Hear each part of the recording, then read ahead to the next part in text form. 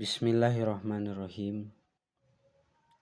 Sim kuring di dia dina video ieu bade ngauningakeun berbagi ilmu tanapi ngadares pembagian hitob taklif. Hitob taklif sadayana aya 5. Hiji wajib, sunat, haram, makruh, sareng gunang.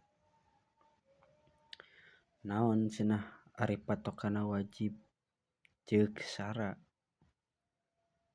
Ma wa'adallahu fa'ilahu bisawabi wa tawa'adallahu tarikahu bil iqabi. Perkara anu diganjar lamun dilakonan jeung meunang siksaan lamun ditinggalkeun. Tah anu ngaran wajib teh pagawean di mana dilakonan dipidamel maka eta meunang buruhan atawa ganjaran. Sareng padamelan lamun ditinggalkeun dikantunkeun maka eta teh meunang siksaan. Naon contona? Contona sapertikeun salat anu wajib, ngaji anu wajib.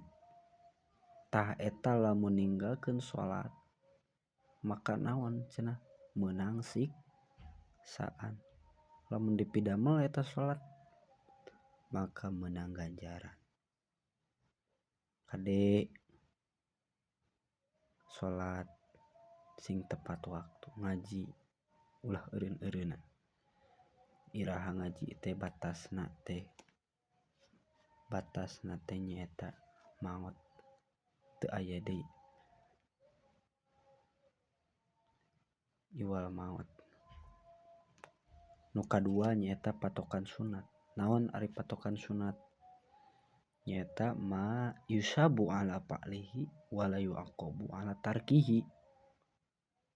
Hartosna perkara atanapi padamelan anu diganjar lamun dipidamel jeung henteu disiksa lamun ditinggalkeun.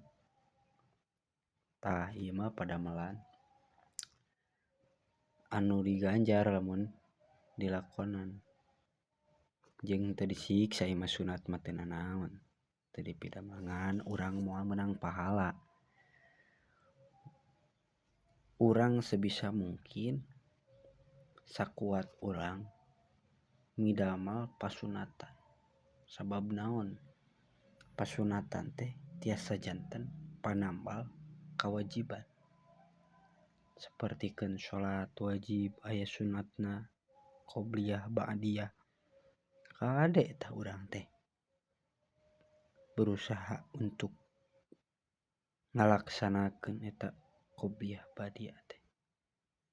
Sakitu pangintenna. Ngemutan we ieu mah sanes ngajarkeun nya punten. Wassalamualaikum warahmatullahi wabarakatuh.